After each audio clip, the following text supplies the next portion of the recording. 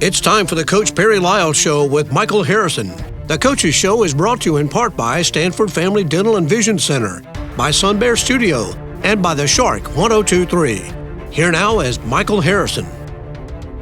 Good evening, everyone, and welcome to the Coach Perry Liles Show. The Ripley Tigers back on the road tonight, taking on the New Albany Bulldogs. Last week, the Tigers took on Amory in our final Region 1-4A contest. The game was played at Tupelo High School, and the Tigers won a thrilling 14-10 victory over Amory to clinch the Region 1-4A championship. Coach, congratulations on the win, staying perfect with your record at 9-0, wrapping up the region, and just a throwback game, really, against the Amory Panthers. Well, thank you very much. I was proud of our kids and really playing hard and being a physical game. I thought it was probably as physical a game as we have had all season, and we've had several.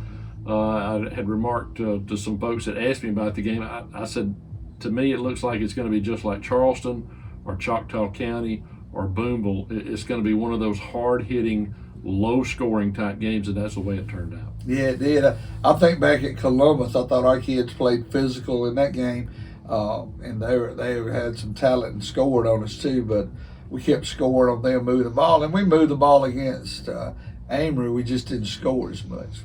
Yeah, the game started out, Amory won the coin toss, and they elected to receive the football. They wanted to put their offense out first, which I'm always good with us putting our defense on the field first. Yeah, he made the choice I would have made anyway. So yeah, he just thought he could score on our defense, and I always point that out before the game.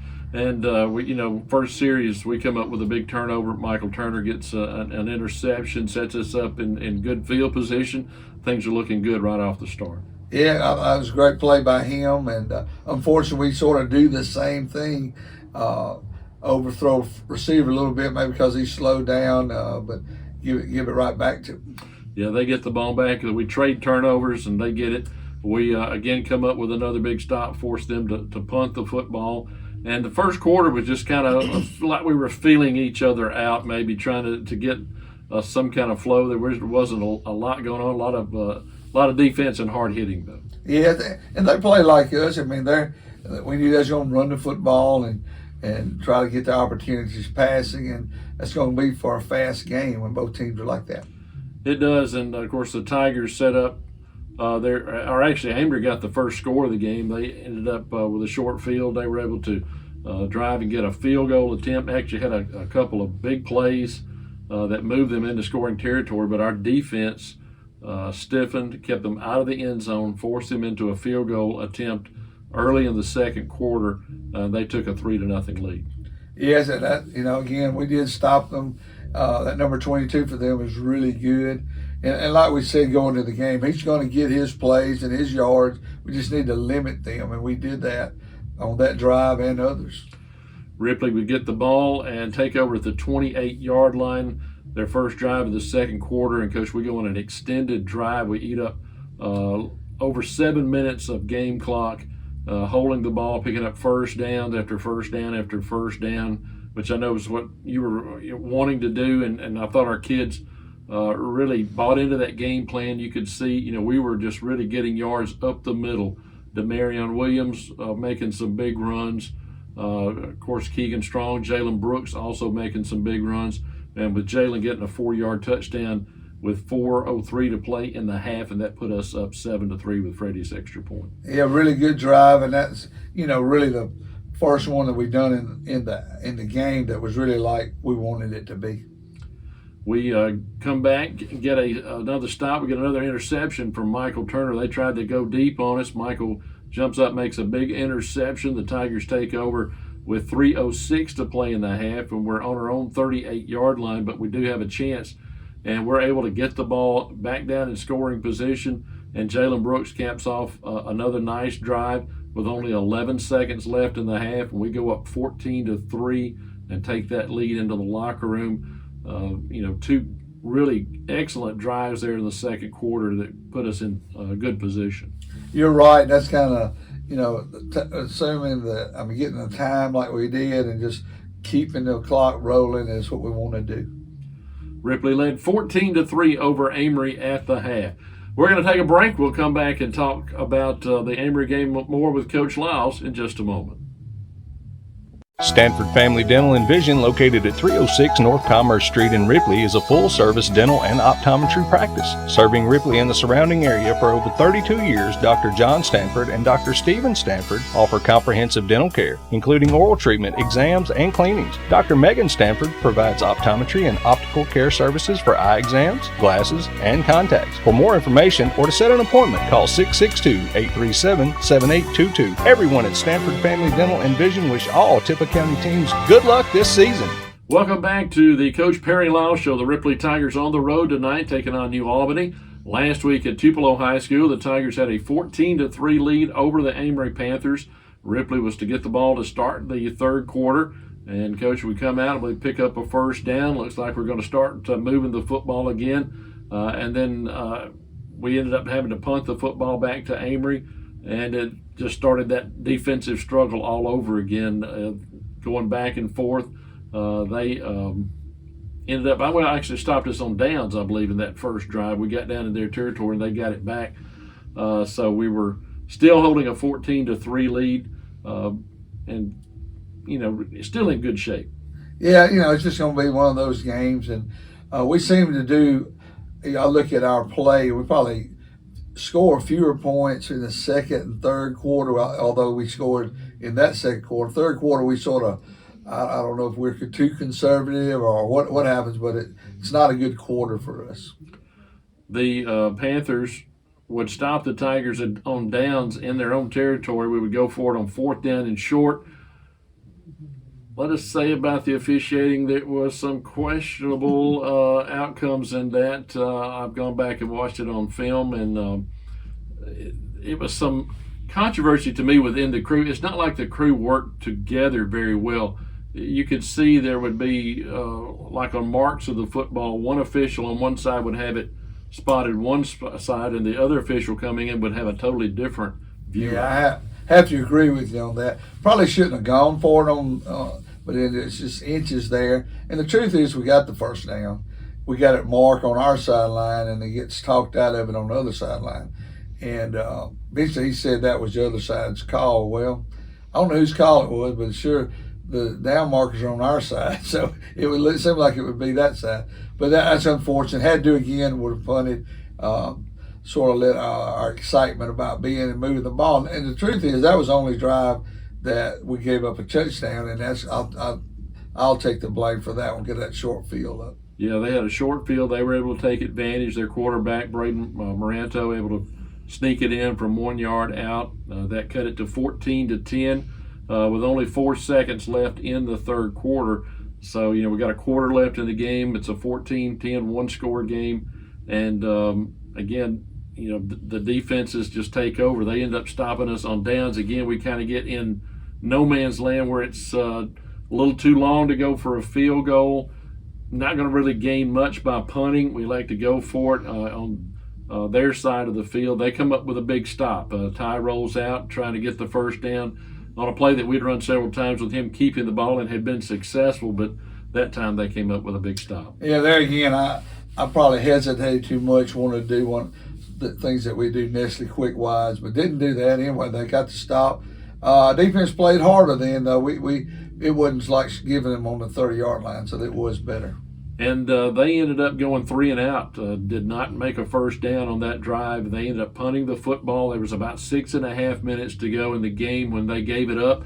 I'm sure Coach Dampier there was thinking, I've got plenty of time. I've got all my timeouts. I can get the ball back and have another opportunity to score.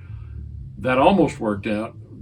The thing was, though, we never gave him the ball back. Fortunately, he didn't get the ball back, you're right, and had a really great drive. We just kept going, got a big plus. They finally called a late hit that they so close on several times of us running out of bounds and hitting us, and that one was so far out of bounds, they had to call that one. And that sort of ended the game.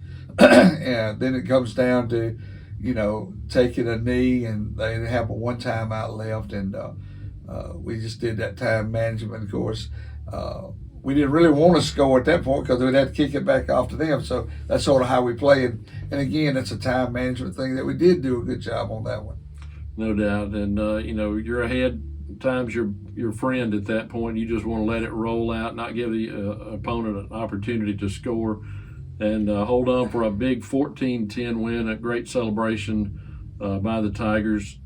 I know we're just so excited for the kids and from where they started, like as freshmen, especially for the seniors, and to be able to cap off a region championship in their senior years just speaks a lot about what you coaches have done for them and the work that the players have put in to the program and to getting better and better each and every year. I had somebody ask me recently, well, what do you think about that? I thought, well, it's about time, because the last 2 years we got down to the last game. 1 year in Pontotoc beat us, then Houston beat us, and really, really good games. We just didn't win. We had an opportunity. That's what I'm glad we overcame, is that we had before us again, and we practiced and played like a championship team, and we are. And folks, the old saying is defense wins championships, and that's what won the championship for us, because we've talked about it on this show just about every week, how solid the defense is, and it is from the front seven to the defensive backs.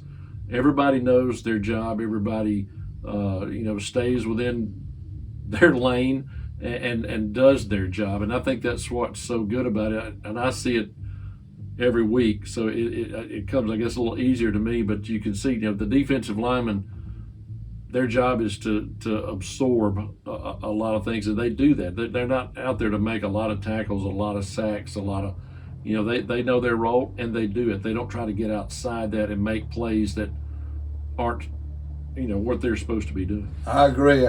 Coach Pittman and Coach White and Coach Allen do a fantastic job on that side of the ball.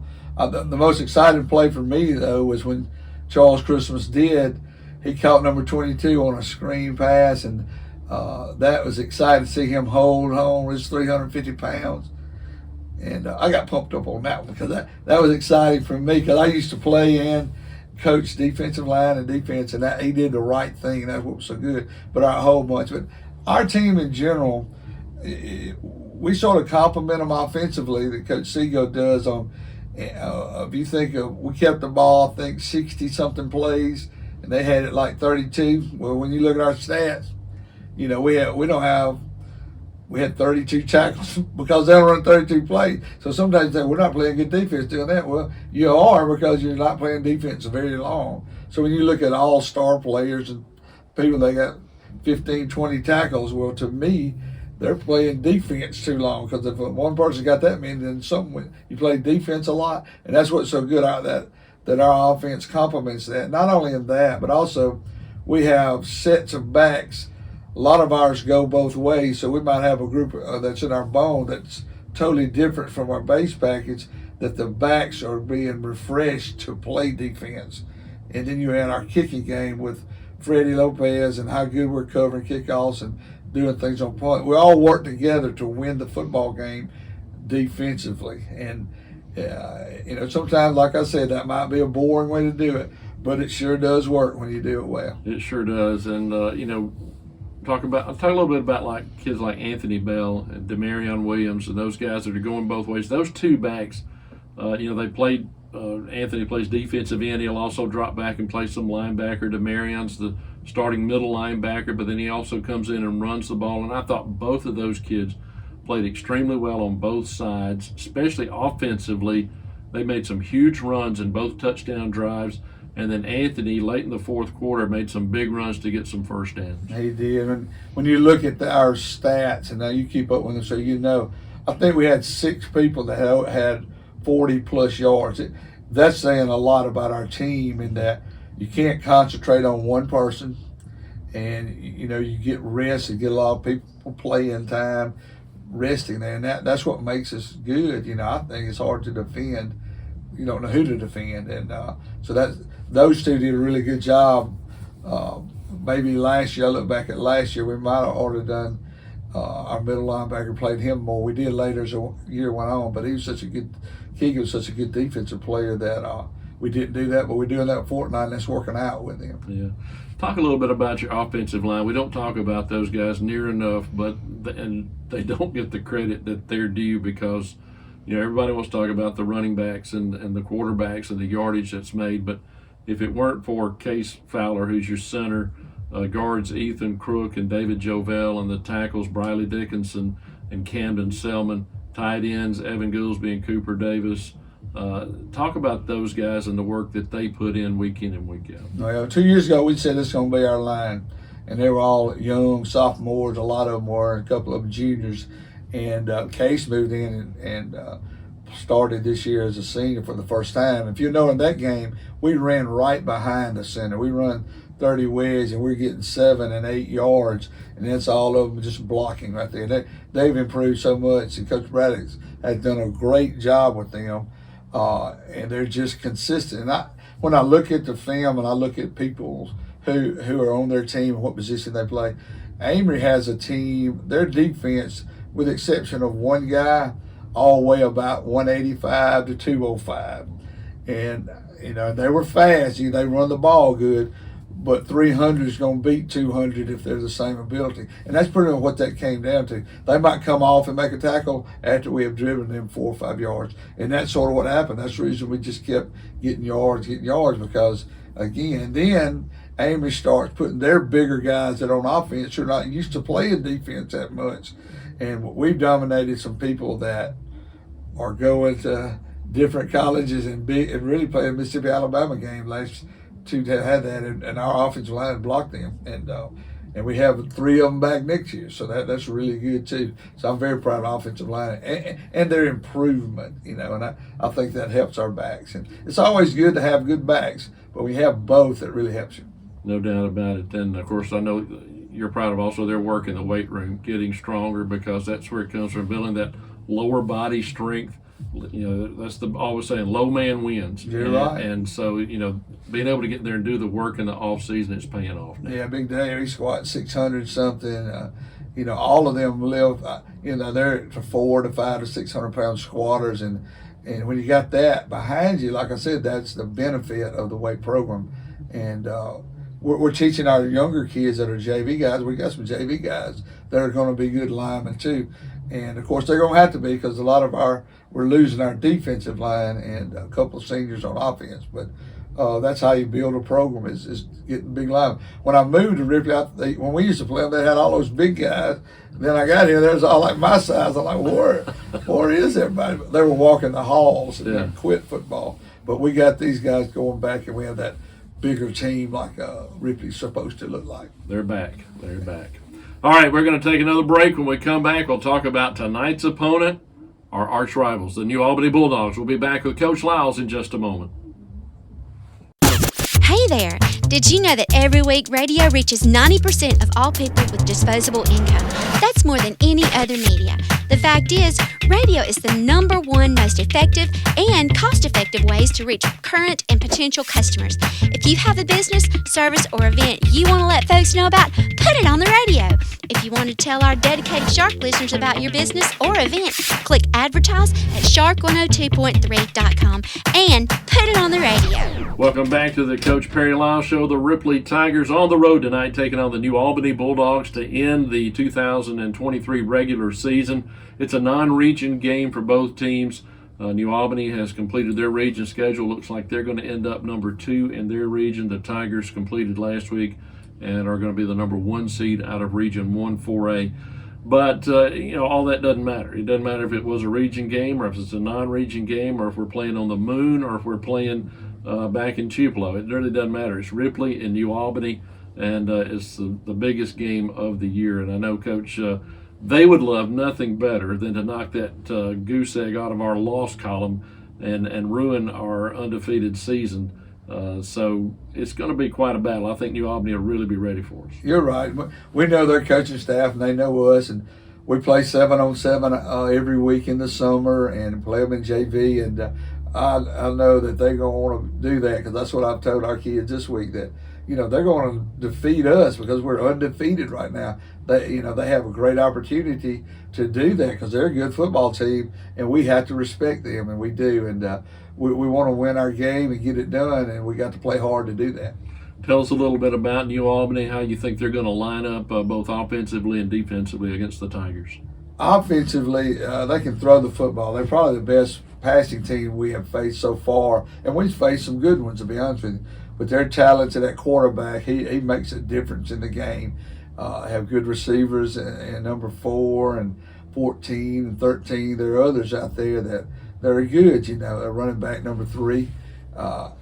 Defensively, they change up some. I think they've had an injury or two with their linebacking crews, and they run different fronts. So we've tried to prepare all week for the different things we've seen on film in the games we've watched, which we've watched pretty much all the games. And they've changed that up some, and so we really don't know what to expect. We just prepared for all of it the best we could.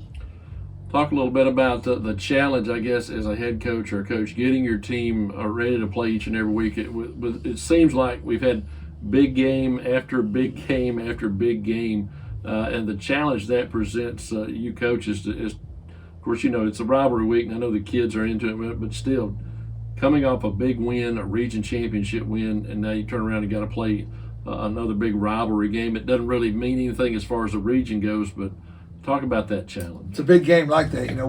We played 2 or 3 homecomings this year. This is our 3rd senior night, so their kids are going to be excited about that. I just try to keep them even keel. It's just the next game, and you can't worry about it. You can't get all upset about it. And the truth is, and I know we all as Ripley guys want to win it, but it's not the most important game, but it's the most important game this week. And that's how we sort of look at it every week, because just like I told them last week, if Amory beats us, we're still in the playoffs. We're still going to play at home. That's what was meant to happen, and we want to win that game, and we did, and we want to win this one, and we're going to make every effort to do that. So I guess to answer your question, just stay in even keel, sort of not worrying about it in a way to prepare for it, I guess. I would say it is the most important game. I just got to make that distinction. It is the game. Well, as a Ripley fan, really the rivalry speaks for itself. And I know these kids know each other really well. A lot of them, they interact with each other outside of sports, outside of school. So I'm sure there's always some interaction there that for bragging rights for themselves. It is. And I've been involved in Calhoun County. Oh yeah, we're in the same county, Calhoun City and Bruce, and I tell them it's like beating your cousin. That's what we've done when we beat them. But we want to win the state championship. We want to go and like they want to win our region stuff, and that's what it's like with New Albany. Got some kid folks over there, I'm sure, and some good friends that are coaches. So we want to beat them just for the bragging rights, and but you just can't get upset about it. You just got to play the game and prepare for it. And that's what we're going to do, and what we have done this week.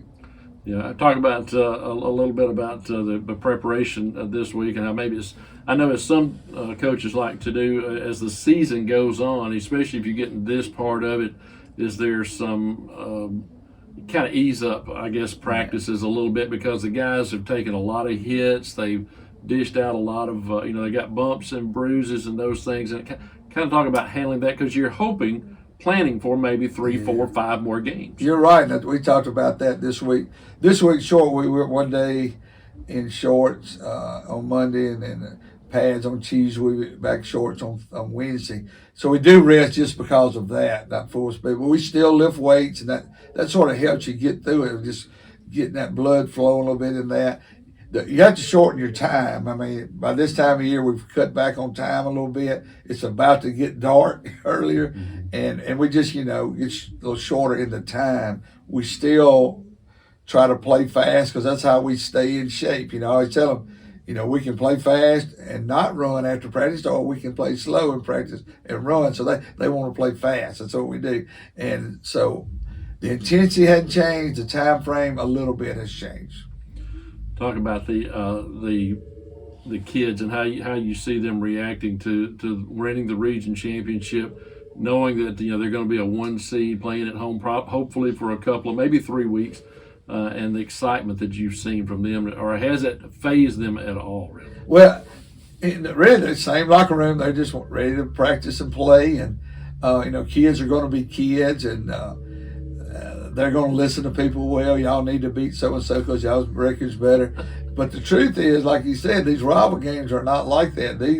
they don't really care nothing about Ripley. They don't care how many games we won. They're going to play hard, you know, and that's we got to match them with that, and it is important for us to not lose focus on that.